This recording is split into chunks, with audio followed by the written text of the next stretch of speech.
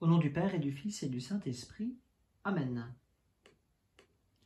En ce mardi 23 mars, nous entendons la première lecture de la messe, la lecture du livre des Nombres, au chapitre 21.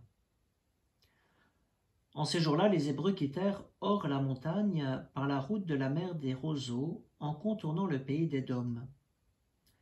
Mais en chemin, le peuple perdit courage. Il récrimina contre Dieu et contre Moïse. « Pourquoi nous avons fait monter d'Égypte? Était-ce pour nous faire mourir dans le désert où il n'y a ni pain ni eau? Nous sommes dégoûtés de cette nourriture misérable. » Alors le Seigneur envoya contre le peuple des serpents à la morsure brûlante, et beaucoup en moururent dans le peuple d'Israël. Le peuple vint vers Moïse et dit « Nous avons péché en récriminant contre le Seigneur et contre toi.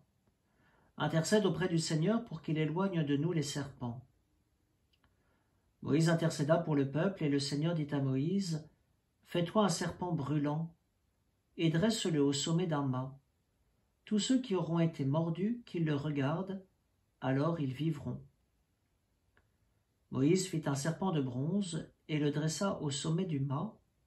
Quand un homme était mordu par un serpent et qu'il regardait vers le serpent de bronze, il restait en vie. Le peuple est en chemin, et le peuple perd courage. Perd courage car il regarde son passé, et ce souvenir du passé est tel que, comparé au présent et à l'avenir, il prend toute la place.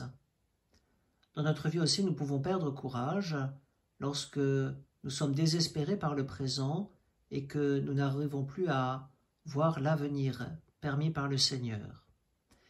Et ce désespoir, ce manque de courage, le Seigneur le voit et voit aussi que c'est une situation de mort.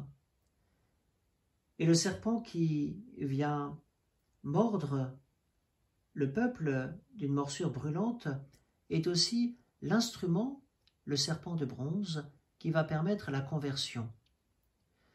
Le péché, lorsque nous en prenons conscience, nous est donné, plutôt est permis par le Seigneur pour que nous puissions, lorsque nous expérimentons sa brûlure en nous, pour que nous puissions entreprendre un chemin de conversion.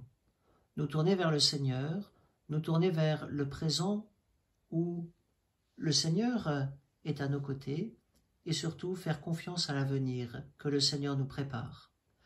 Que ce chemin de carême ne soit pas tant un chemin où nous pleurons notre passé, mais bien plutôt un temps où nous habitons le présent par notre charité et où nous faisons confiance à l'avenir permis par le Seigneur avec cette vertu de l'espérance.